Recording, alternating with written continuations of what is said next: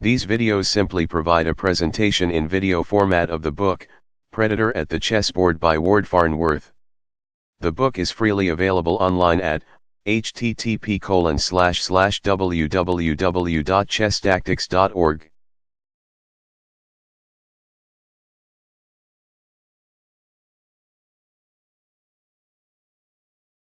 White to move.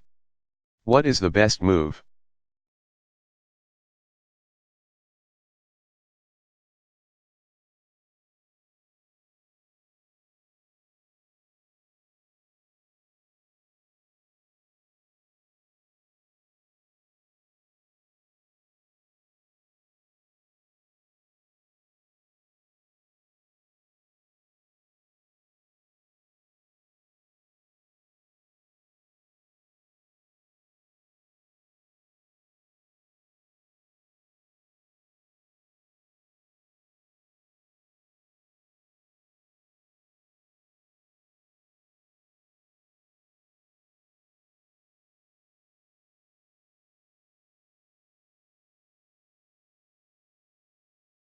Boden's mate most characteristically arises with a queen sacrifice on c6 to pull the b7 pawn out of the way and open the diagonal needed to mate.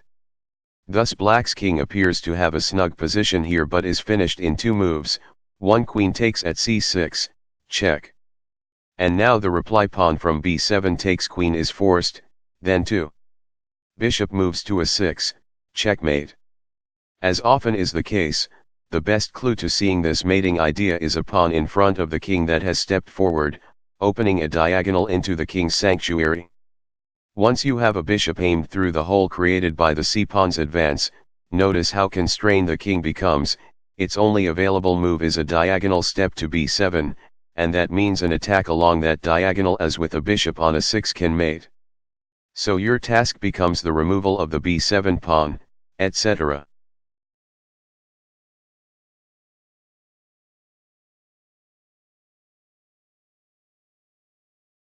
Black to move. What is the best move?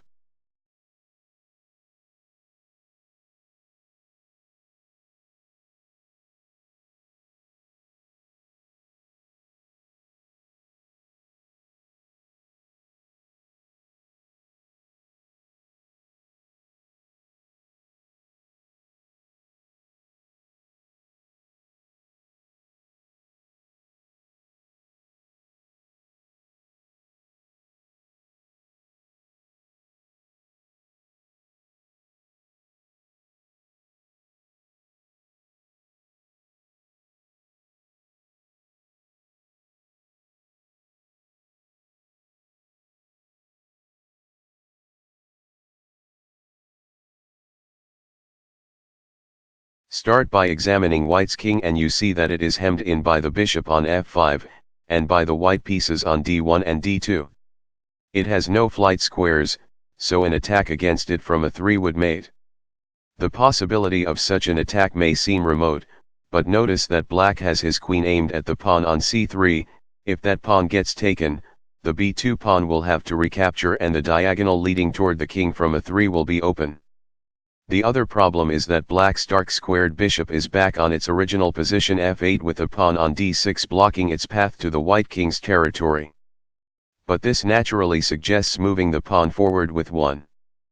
Pawn from d6 moves to d5, attacking White's bishop. White plays 2. Bishop takes at d5, apparently taking a pawn for nothing, and now Black lowers the boom with 2. Queen takes at c3, check. 3. Pawn from b2 takes queen, bishop moves to a3, checkmate. This was the climax of Shooter Boden, 1853, the game that gave Boden's mate its name. If it wasn't clear at first, in retrospect you can see that two of the elements of the mate were in place from the outset, and that the black pawn's advance to d5 amounts to a discovered mate threat. Black suddenly is a short forced sequence away from winning if White does nothing to address the threat. White's best option would have been our pawn from d1 moves to e1, creating a flight square for his king. This saves the game but of course enables Black to win a piece with pawn from d5 takes bishop.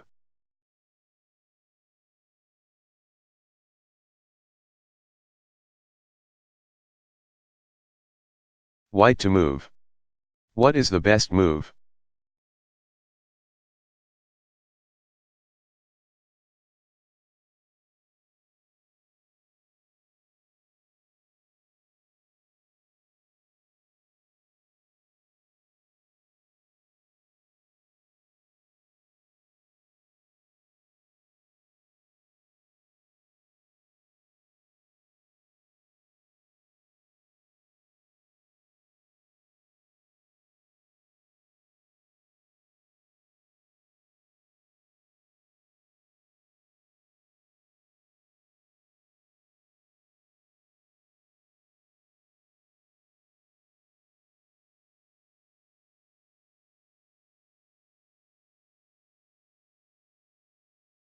We have seen the standard queen sacrifice to create Boden's mate.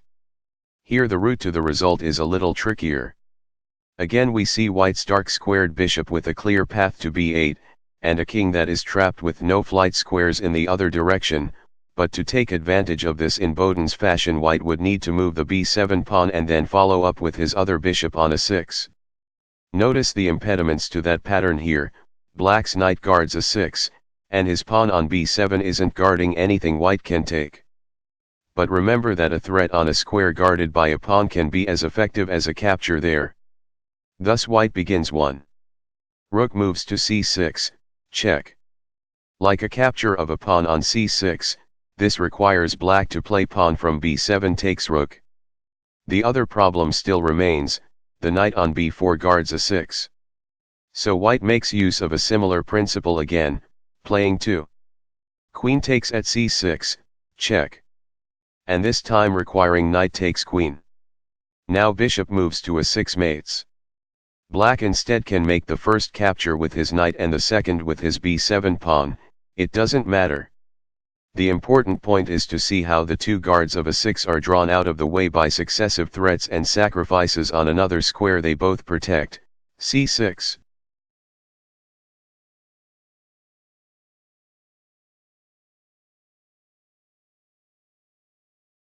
White to move.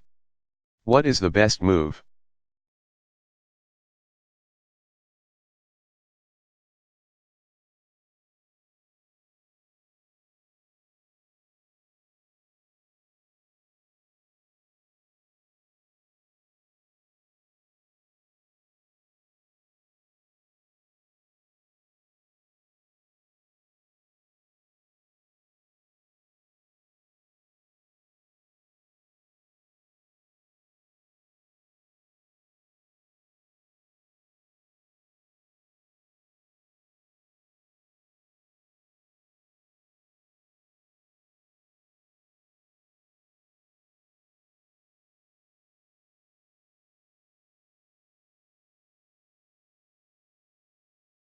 White has some of the elements of Boden's mate in place.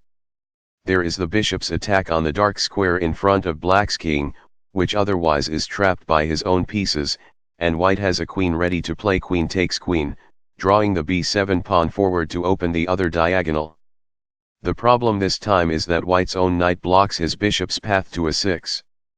The natural idea is to vacate White's knight from b5 in a violent manner that holds the initiative, preferably a check. One knight moves to d6, check. Is a blunder, as after 1. Bishop takes knight the white bishop's path to b8 no longer is clear. Correct is 1. Knight takes at a7, check. Which requires the reply bishop takes knight. The finale is the normal 2. Queen takes queen, check. Pawn from b7 takes queen, bishop moves to a6, checkmate. Notice the importance of the order of operations. If White starts with queen takes queen expecting to play knight takes at a7 next, it will be too late, for the first exchange gives Black's king a flight square when White gives check with his knight. This mate, like many others, depends on keeping the king's range of motion under tight control, with important assistance often furnished by his own pieces as they help block the king into its position. Be careful about moves to set up mate that inadvertently give the king breathing room.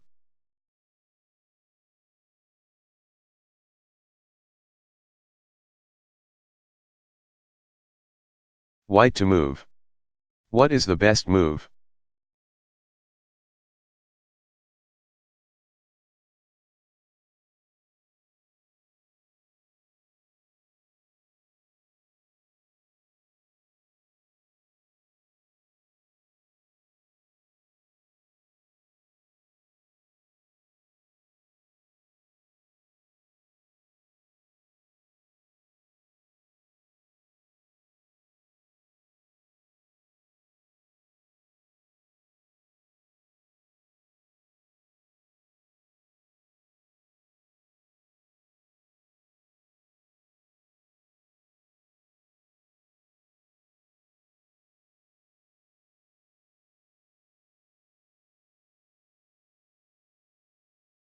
As we saw at the outset of this section, Boden's mate need not occur on the queen side, it also can arise against a king castled on the king side or as here not castled at all. The point is just that the bishops need elbow room to be able to attack the king from two angles. Here the first clue to spot is the telltale attack by white's a3 bishop against the diagonal running past black's king. The king has nowhere it can go, so if an attack along the pawn from h5 moves to e8 diagonal could be added, white might mate. There's a pawn in the way on f7, but it can be cleared in the usual fashion by taking the pawn it protects with a threat and sacrifice. One queen takes at e6, check. And now pawn from f7 takes queen is forced, then white mates with bishop moves to g6. This position illustrates the value of castling. As we have seen countless times, a mating attack on the castled king generally requires one of the pawns in front of the king to have stepped forward, unless it is a back rank mate, but that's another story. But when your king is uncastled, the pawn in front of it and the pawn on the next file, the d-pawn and the e-pawn, routinely will have stepped forward because that is the most natural way for your bishops to enter the game. So a failure to castle means your opponent is likely to have open diagonals leading toward your king, at least until it moves. There are other reasons to castle, too, principally that it brings your rook into the game, and occasionally the board will present such irresistible opportunities early that castling is best postponed or skipped. But in the most games, castling during your first 8 moves or so is the best policy. In this case, black's lack of a dark squared bishop hurts, too.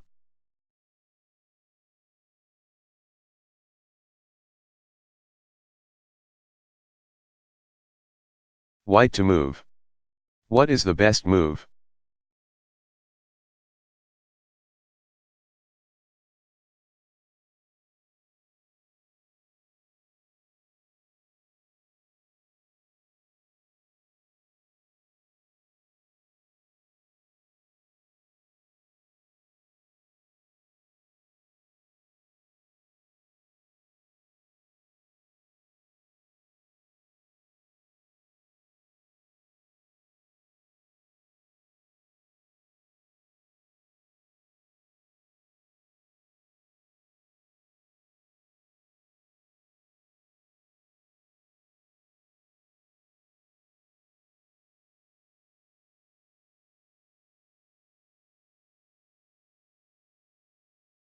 Now for an application on the king side. White's bishop on b3 seals off f7 and g8, and white has a battery of queen and rook aimed at e8. Yet he can't quite mate with these forces because black protects e8 3 times. The solution is to involve white's least conspicuous piece, the bishop on d2, which can reach h6 in one step. White just needs to clear the diagonal from h6 to the black king's square, and this he can do with his queen by playing the familiar queen takes knight, check. Black is forced to reply pawn from g7 takes queen, the king still has no flight squares. Now bishop moves to h6 mates. Normally in Boden's mate the two bishops are able to apply unbearable pressure against the king because the king is prevented from retreating by a wall of its own pieces. Here the wall is created by the rook on e1, which keeps the king east of the e-file.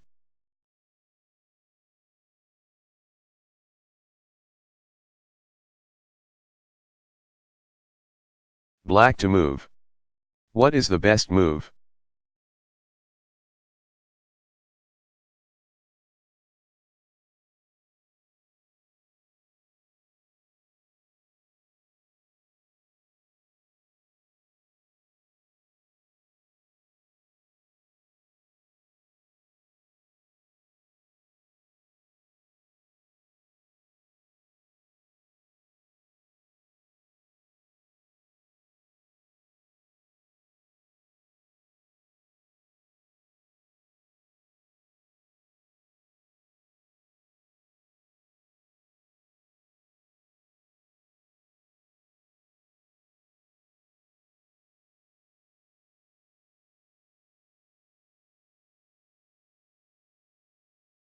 You want to notice pressure of the sort that black's b6 bishop applies every time it occurs. It cuts off the dark squares in front of white's king, which is walled in on the other side by its own pieces. Pressure added on the diagonal from h3 would mate, and to open the diagonal for that purpose we can make a threat or capture on f3 that forces the g2 pawn to capture. To apply the logic here, white guards the pawn on f3 not just with his pawn on g2 but also with his bishop on d5, yet black also has two attackers trained on the square, and so can force open g2 thusly. 1. Rook takes at f3, check. 2. Bishop takes rook, rook takes bishop, check. 3. Pawn from g2 takes rook, bishop moves to h3, checkmate.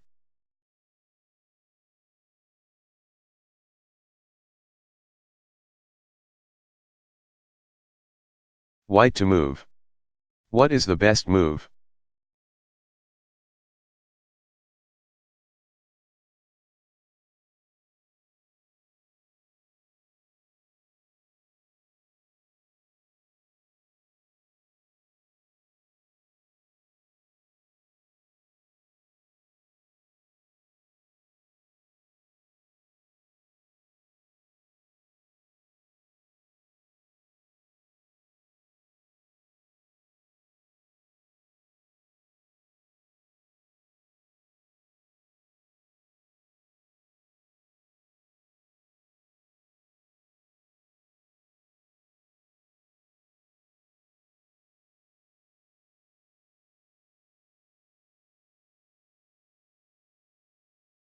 The prospects for mate here aren't obvious. But when you have two bishops ready to attack, as white does, be mindful of patterns that take advantage of them. The first two checks to try should come naturally.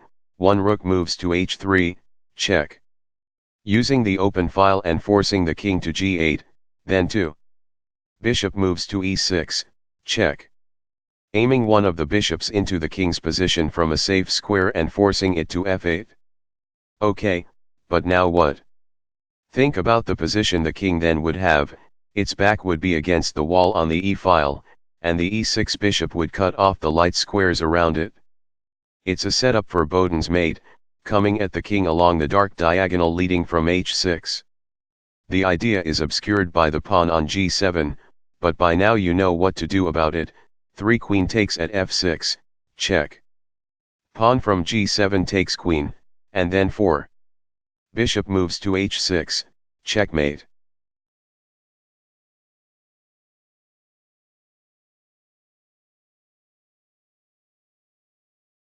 White to move.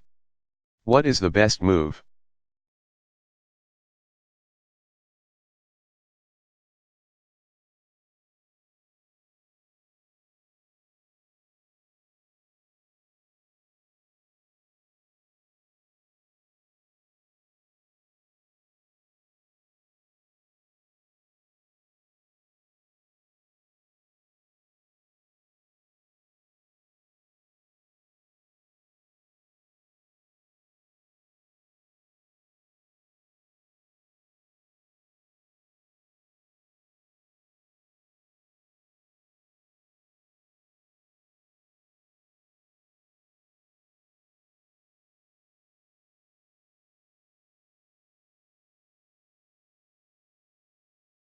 The Greek gift, generally. White's sacrifice of a bishop on h7, sometimes known as the Greek gift, can begin a common, important, and complex set of mating concepts. The elements of the mate generally involve three core pieces: a bishop, a knight, and a queen. The basic idea, starting from the diagram, goes 1. Bishop takes at h7, check. King takes bishop, 2. Knight moves to g5, check. King moves to g8, 3. Queen moves to h5 and then 4. Queen moves to h7, checkmate. Where the queen mates with support from the same knight that drove back the king on the second move. This is the ideal form. In practice the pattern can be complicated in several ways. On his second move black can play his king to g6 or h6 instead of g8. Or black may be able to capture the knight on g5. Or after white's third move, queen moves to h5, black's king may be able to scurry off along the back rank. Or black may be able to decline the sacrifice in the first place, responding to bishop takes at h7 with king moves to h8. Then there also are some chances for variety on white's side. Instead of knight moves to g5 he can follow up on the bishop sacrifice with queen moves to h5 right away or some other action on the h-file. The result of all this may be mate, or it may be a gain of material the enemy sacrifices to avoid mate. Or it may just be the pawn on h7 when your opponent declines the sacrifice. As this description suggests, the mating ideas we will consider here differ from those we have seen before. They tend to involve more different issues to worry about, and can become quite involved. To catalog all these variations, and the variations within them, would take too much space for our modest purposes, so in this section, and two more that follow, we will just look at the basic ideas behind them. The pattern arises often, so familiarity with its key ideas is useful.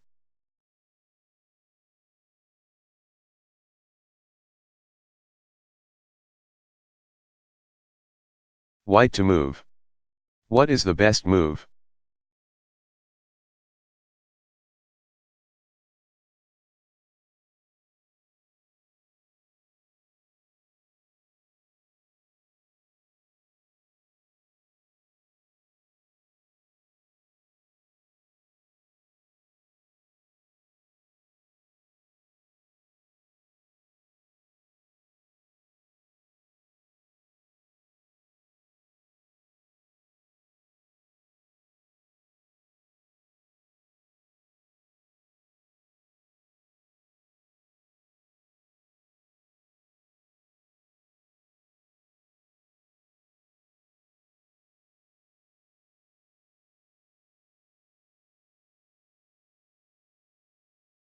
It often will happen that black has a piece defending g5 and ready to take your knight if it lands there. In that case you still may be able to use the bishop takes at h7, check. Sacrifice to force a sacrifice by your opponent on g5 to stop your mate threat. Here white has the key elements of the pattern in place, a bishop aimed at h7, a knight on f3, able to attack the 7th rank in one move, and a queen able to get to the h-file in one move. These are common positions for those three pieces, which is why this mating idea arises a lot.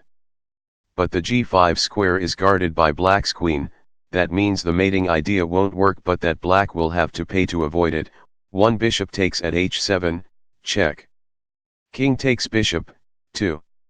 Knight moves to g5, check. King moves to g8, 3. Queen moves to h5, queen takes knight, 4. Queen takes queen. White's second and third moves can be reversed without consequence. White wins a queen and a pawn for a bishop and a knight. Notice that if black starts with a bishop behind his queen on d8, or with the queen behind the bishop, it doesn't matter for these purposes, the sequence no longer works for white. g5 then is attacked twice but guarded by white only once.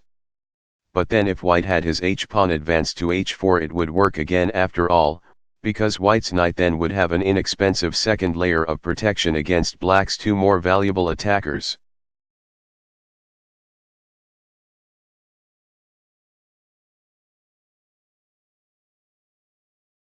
White to move. What is the best move?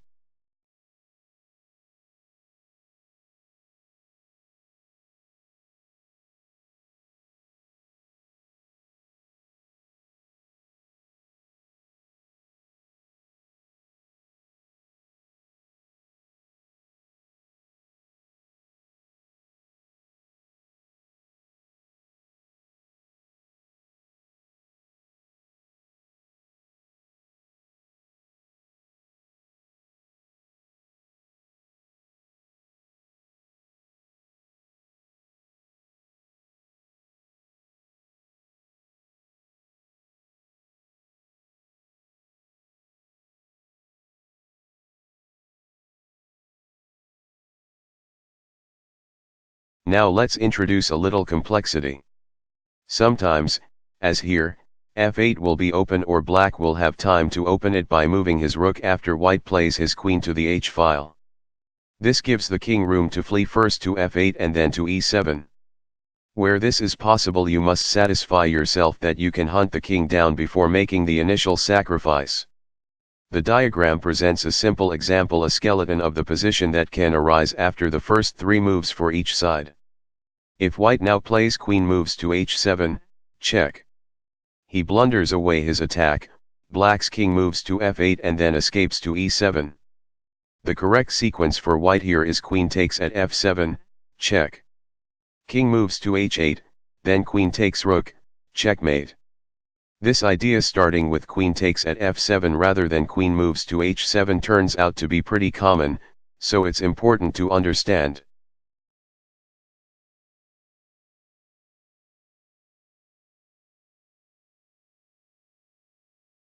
White to move. What is the best move?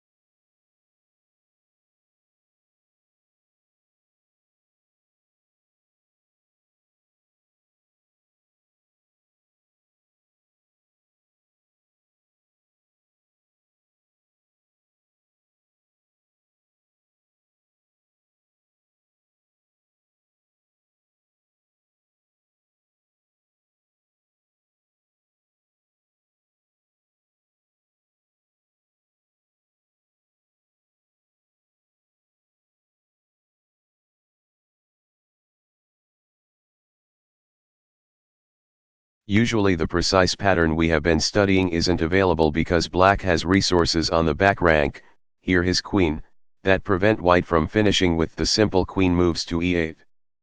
But white still mates in this position, and again the secret is to start at f7 rather than h7, taking advantage of the g5 knight's ability to support attacks on both squares. One queen takes at f7, check. King moves to h8, 2. Queen moves to h5, check. King moves to g8, and now the position has been reset but with the f7 pawn off the board. That's important, for it allows 3. Queen moves to h7, check. King moves to f8, 4. Queen moves to h8, check. King moves to e7, 5. Queen takes at g7, checkmate. The mate of the king on e7 looks surprising, but white's pawn and knight seal off all of the king's flight squares on the 6th rank. This mate, like any that depends on confining the king, is sensitive to changes that give the king more room. Thus, if black's queen were on c8 rather than d8, the mating sequence no longer would work, because then after queen takes at g7, check. Black has king moves to d8. The details of these conditions may seem numerous and perplexing, but in practice you simply visualize your queen's pursuit of the king's path to see whether you can nail it in something like the manner described above. A pawn on e5 tends to be very important, both to prevent the king from escaping to d6 and to prevent black from moving a knight to f6 so that it can protect h7.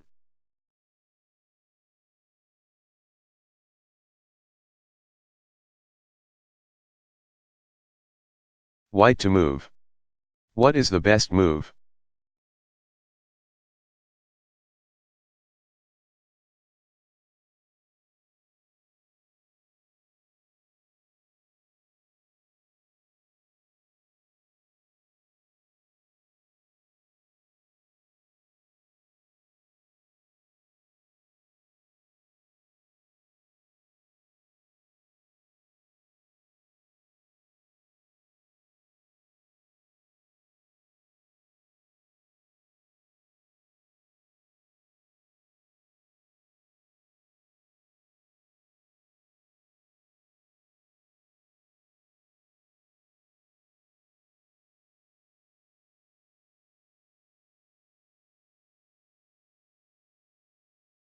Start by observing that white has the makings of the Greek gift sacrifice and follow up.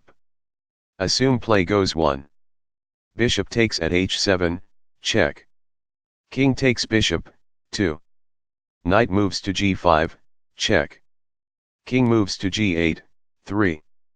Queen moves to h5, later we will consider other possibilities. Alright, now what? You might be looking here to win black's queen, plus a pawn, for your knight and bishop after he plays queen takes knight g5, but before you can expect that sacrifice from your opponent you have to know that without it you have made. Black's best move other than queen takes knight would be 3. Rook moves to e8, making room for his king to flee after white plays queen moves to h7, check. So study the position and see whether you will be able to pin down the king or whether it will escape from there. The answer is that you will be able to mate using the sequence described in skeletal form in the previous frame. Again, you start by taking the queen to f7, not h7, for queen takes at f7, check. King moves to h8, 5. Queen moves to h5, check. King moves to g8, 6. Queen moves to h7, check. King moves to f8, 7. Queen moves to h8, check. King moves to e7, 8. Queen takes at g7, checkmate. The point, white does threaten mate here, so black will need to sacrifice his queen with queen takes knight to stop him. With a little practice you should be able to picture all this from the starting position shown here, and when you do, you can congratulate yourself for being able to see 8 moves ahead. It isn't so difficult when you are working with a familiar pattern.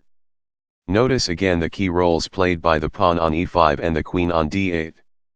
Without those pieces in place you still might be able to eventually hunt down the king or collect material, but the immediate quest for mate fails.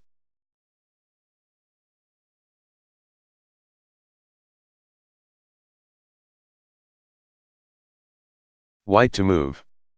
What is the best move?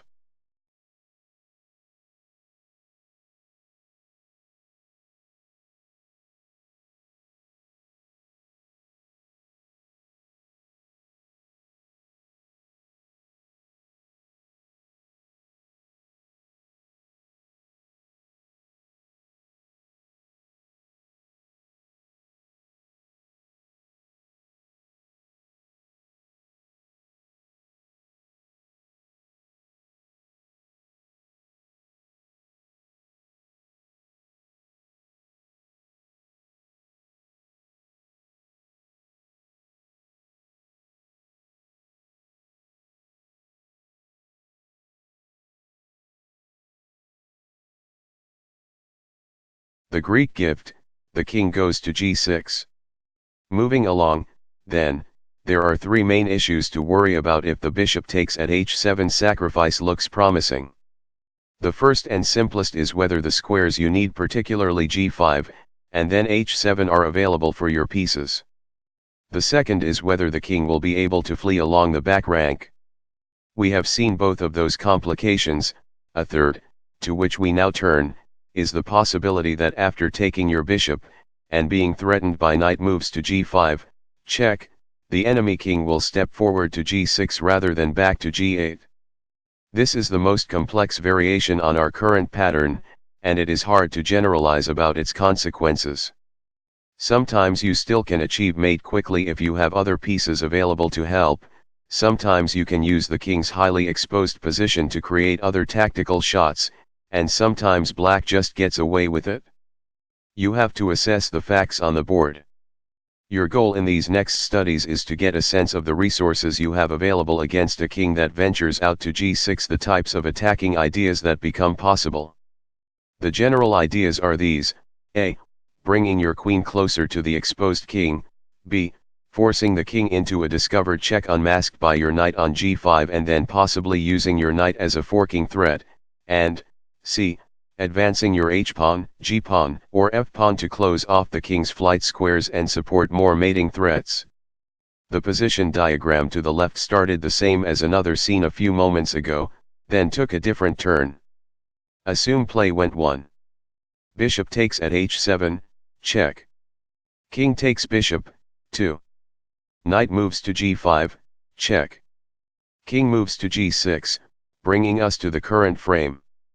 White wants to get his queen into the picture, the combination of a queen and a protected knight will give him various ways to threaten mate in the sector where black's king has wandered. It's best to introduce the queen with check to keep control over the position, so white plays queen moves to d3, check. Black now gets mated, but the tools white uses may seem a little surprising at first. If black replies to queen moves to d3, check. With king moves to h6, white plays 2. Queen moves to h7, checkmate. b. If black replies to queen moves to d3, check. With king moves to h5, white plays 2. Pawn from g2 moves to g4, check. And will mate next move. For now, if black moves his king to h6, white has knight takes at f7, checkmate. Discovered mate. 2. If black plays king takes at g4, white mates with queen moves to h3. 3. If black plays king moves to h4, white has queen moves to g3, checkmate. Notice the crucial work done by the bishop on c1. After black plays king moves to h5, white also can mate by playing his queen to h3 with check. Then, after black's king moves to g6, white has queen moves to h7, checkmate. c. Black's best reply to queen moves to d3, check. Is pawn from f7 moves to f5, interposing a pawn in front of white's queen. But since the f-pawn just jumped 2 squares alongside white's pawn on e6, white can take black's pawn en passant, pawn from e5 moves to f6, check. Discovering check. If black then plays king takes at f6, white mates with rook takes at e6. If black moves his king to h5, white plays pawn from g2 moves to g4 and mates as described a moment ago. As you can see, the mating ideas here are a bit tricky. There are a half dozen different ways white might finish the game depending on the choices black makes, and they involve nets that all have different shapes. If white makes a false move, black can escape, and a false move is a real danger, because the ideas just sketched aren't especially intuitive. Some involve using the queen on a square the knight protects, some involve combining those pieces with a pawn, one of them involves attacking with the rook on e1. The general point is that once the king climbs to g6, it's in danger in lots of different ways. Sometimes its owner may be able to escape without being mated or suffering material losses, but careful play on the attacker's part generally will yield one of those outcomes, with emphasis on generally. Every position has to be considered on its merits. Study the attacking ideas presented here not because you necessarily will find them replicated in your games, but because they are the kinds of options that arise in this position. If you spend enough time with them now to make them familiar, you will have an easier time spotting related possibilities on the board. This raises a final question: how much confidence must you have to play this pattern? Normally you don't want to sacrifice a piece unless you are certain where it will lead. But as you get better you sometimes may make sacrifices without being sure of the result because you know they produce strong positions where you feel sure you can make gains. These positions are examples. You may be able to see that you can flush the king to g6, and so play bishop takes at h7 without being sure how the game will play out. After studying the position you might just know that with good play your chances of either mating or making material gains are strong. You might see a couple of ways that can happen, and no clear way for your opponent to extinguish the danger. But you nevertheless will be taking a risk, because you can't see every possibility and you know the sacrifice isn't a sure thing. It makes for an exciting game, anyway.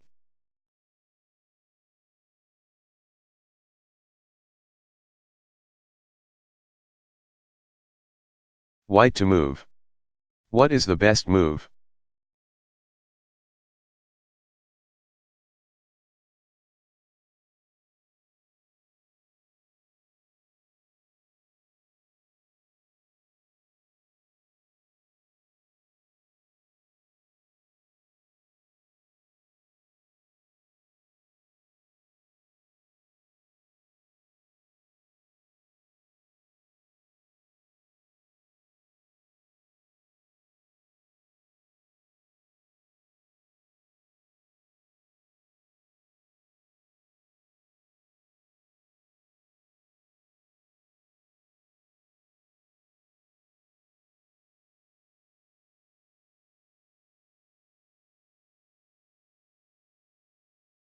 The sequence here starts in standard fashion, one bishop takes at h7, check. King takes at h7, black is better off declining the sacrifice, but assume he accepts it, 2. Knight moves to g5, check. And now suppose black plays king moves to g6. White has to add pressure fast, but how? The king's move to g6 not only takes it out of danger of being mated on the back rank, it also guards h5 and so prevents white from moving his queen there. The best bet usually is to bring your queen in at g4 or d3, and then from d3 to g3, the idea is to get your queen behind your knight and thus prepare a discovered check when your knight moves. Another possibility is to use the h-pawn, as white does here with pawn from h4 moves to h5, check. Creating the position that follows in the next frame.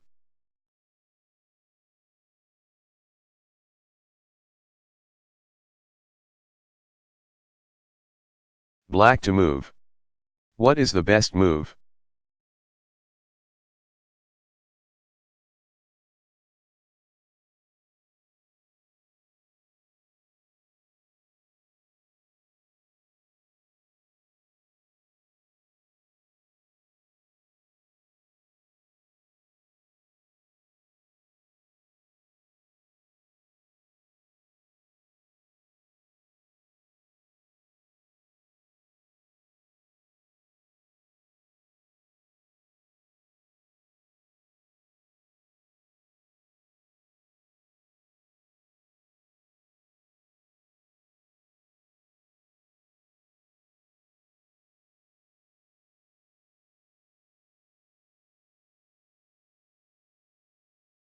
Black's king can't capture the knight or pawn because both are protected.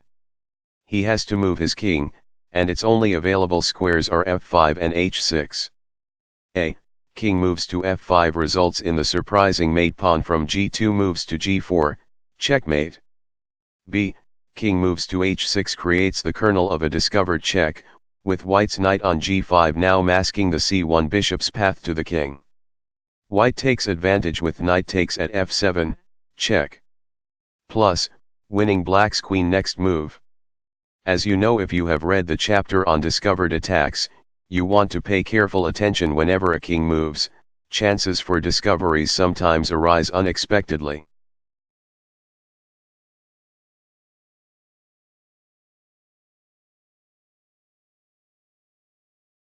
Black to move.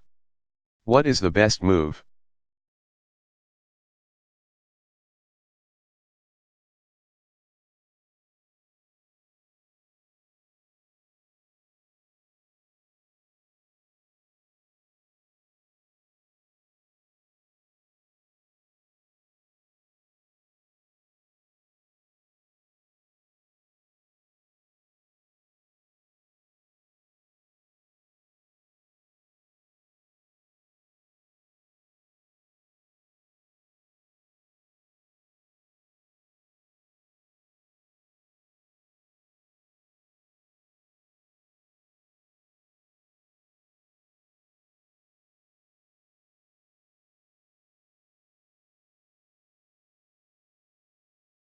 Now let's look at a couple of other things that might have happened in the position just considered. After white plays 2. Knight moves to g5, check. Pictured, black is not advised to retreat with king moves to g8, things are clogged on his back rank, so white then would have 3. Queen moves to h5 and a forced mate, 3, bishop takes knight, 4 pawn from h4 takes bishop, pawn from f7 moves to f5, trying to create an escape route, 5. Pawn from g5 moves to g6, sealing off f7, queen moves to h4, desperation black is out of ideas, 6. Queen takes queen, anything, 7. Queen moves to h8, checkmate. With support from the rook on h1. Another alternative for black in the diagrammed position is bishop takes knight. This, too, results in mate, 3 pawn from h4 takes bishop, check. Discovered check, king moves to g8, 4. Queen moves to h5, pawn from f7 moves to f5, This now looks like the sequence in the previous paragraph. Black can't stop the threat on the h-file. 5. Pawn from g5 moves to g6, again, see above, queen moves to h4, 6. Queen takes queen, anything, 7. Queen moves to h8, checkmate. Notice the crucial role played by the pawn that starts on h4. It provides protection for the knight, and when the knight gets taken the pawn turns into a monster, moving off the h-file to open it for the rook on h1 and then advancing up the g-file to seal in black's king. If that pawn isn't there, if it's on, say, h2 at the start of the position, then bishop takes knight is a sufficient response for black here and ends the threat. Also crucial is white's rook on h1. If it isn't there, perhaps because white has castled, then pawn from h4 takes bishop no longer is a discovered check and black has a chance to dig out of trouble.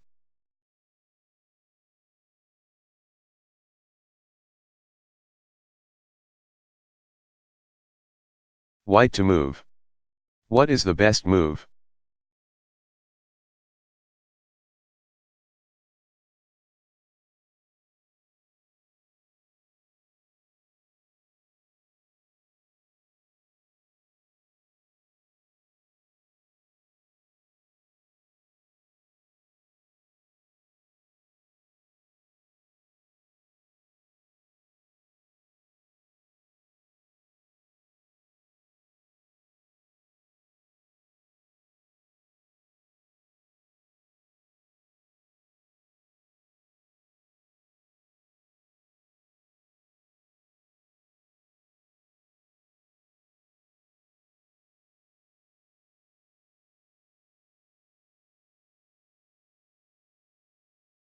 And another thing, after 1.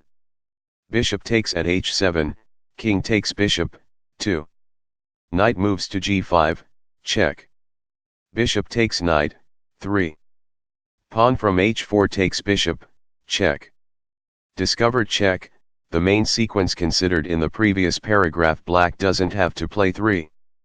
King moves to g8, he can instead reply by bringing his king out to g6, resulting in the position to the left. White mates in 3 moves, starting with 4. Queen moves to h5, check. King moves to f5, forced. Then 5. Queen moves to h3, check. And now if black plays his king to e4, white has queen moves to f3, checkmate. If black plays his king to g6, white has queen moves to h7, checkmate. These sequences are worth a good look. They aren't obvious, and tracing them through will give you a further feel for the types of possibilities that can arise in this attacking pattern. Once the king is out in front of its pawns, it very quickly can find itself in deep waters. White's pawns may greatly limit its mobility, and if white's queen can move around with protection, as it gets here from the rook on h1, look out.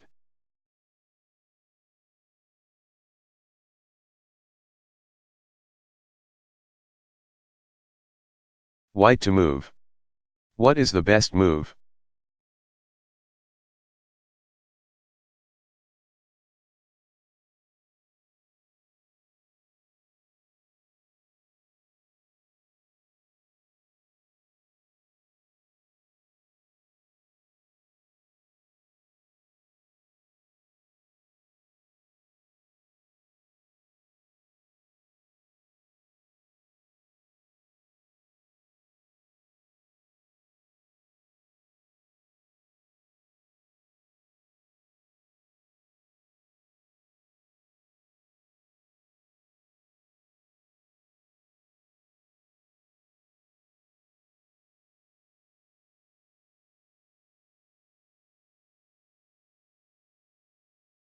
Here are some similar ideas. White executed the usual bishop sacrifice on h7 and then moved his knight to g5 with check. Black replied by moving his king to g6. White's h-pawn is not yet advanced, but his strongest move is to play it to h4. The point is not to protect the knight, which is in no immediate danger. The point is to play pawn from h4 moves to h5, check. Next turn. Notice that once black's king is on g6 its mobility becomes limited, so you may be able to get away with moves like this pawn push, which builds a threat without giving check. At the same time, since you are not giving check, your opponent has more choices of reply, and those choices will affect how you can follow up, which is why it is hard to be precise about how to play these situations. If black is imprecise, he can get mated here. If he replies to pawn from h4 moves to h5 with king moves to f5, for example, the game ends with pawn from g2 moves to g4, checkmate. As seen a few moments ago. If black instead plays his king to h6, there are several ways things can go. As usual, the best we can do is suggest possibilities. White can bring in his queen at g4, which usually is a good practice before unleashing a discovered check, with your bishop, by moving the knight from g5. Once that knight moves, black can retreat his king to h7 and then g8. You want to keep the king stuck out in the open for a move or two so you can rally more firepower to the scene. Having the queen close by gives white lots of ways to threaten mate by combining it with the knight or bishop or with a pawn. Once white then discovers check by moving his knight, the knight becomes a possible forking threat, plus the h-pawn can be advanced to create mating threats with the queen, etc. To take a concrete variation, suppose that in the pictured position white plays 1. h4 and black replies queen moves to e8, removing his queen from the danger of being forked by white's knight after black has to move his king to h6. Sure enough, 2. Pawn from h4 moves to h5, check. King moves to h6 follows. Now 3. Queen moves to d3, threatening queen moves to h7, checkmate, knight moves to f5, interposing, 4. Pawn from g2 moves to g4, threatening black's knight, pawn from f7 moves to f6, threatening your knight, 5. Knight takes at e6, check. Discovering check and attacking black's rook, knight takes bishop, extinguishing the check but losing the exchange next move. This position concludes our brief treatment of the h7 sacrifice. Again, its purpose has just been to give you a flavor of the various ideas that typically can come into play when the pattern is triggered. There is a good deal more to this mating idea than has been shown in this introduction, more sub-patterns and details. If you are interested in pursuing it further, Vukovic's The Art of Attack has the leading discussion.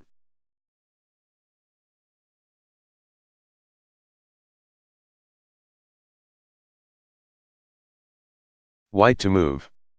What is the best move?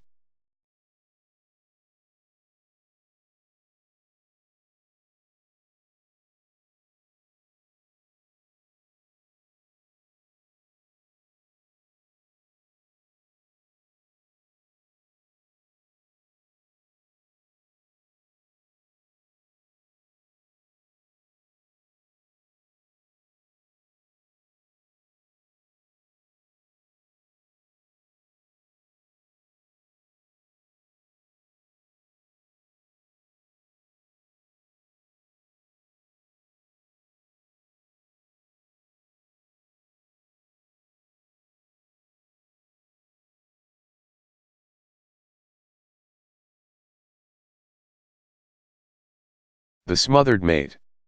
Here is the idea behind the smothered mate in simplest form. Black's king is paralyzed on its square, white's knight, which can exert its pressure through the wall of pieces surrounding the king, delivers the fatal blow, knight moves to f7, checkmate. In these patterns the king typically is constrained in roughly this fashion by some combination of its fellow pieces and the edge of the board.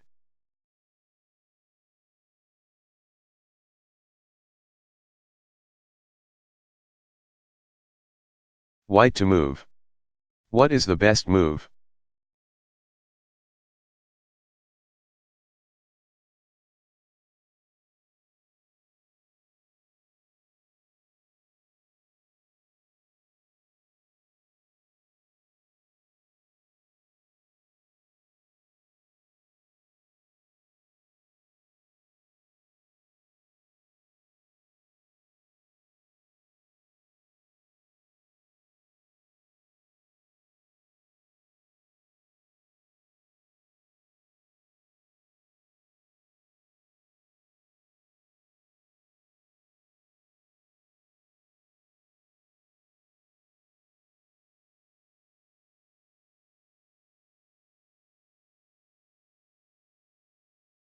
Examination of your checks turns up. Knight moves to f7, which would be a smothered mate if f7 weren't guarded by the bishop on g6.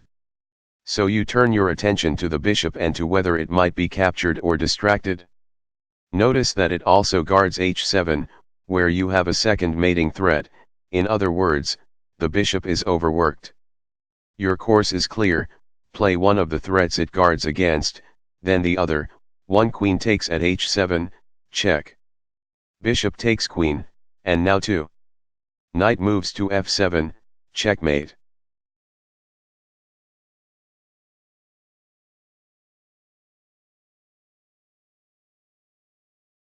Black to move.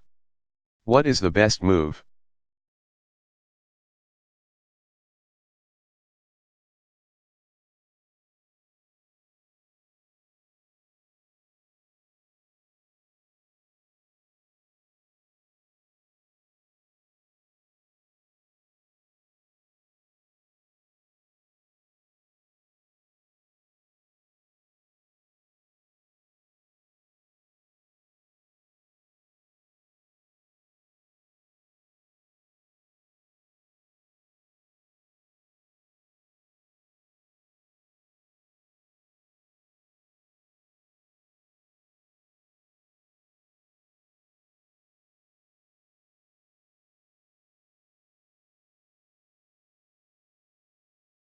The natural move for black is 1.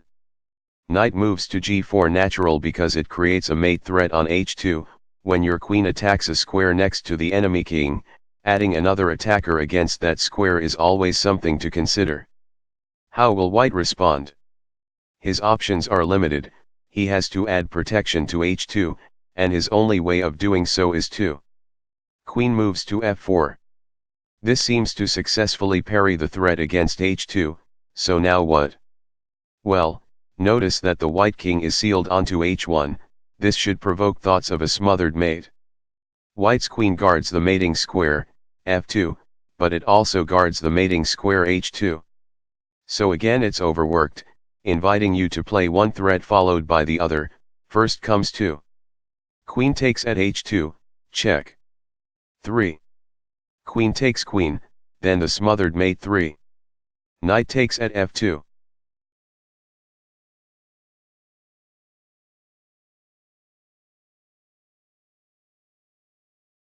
Black to move. What is the best move?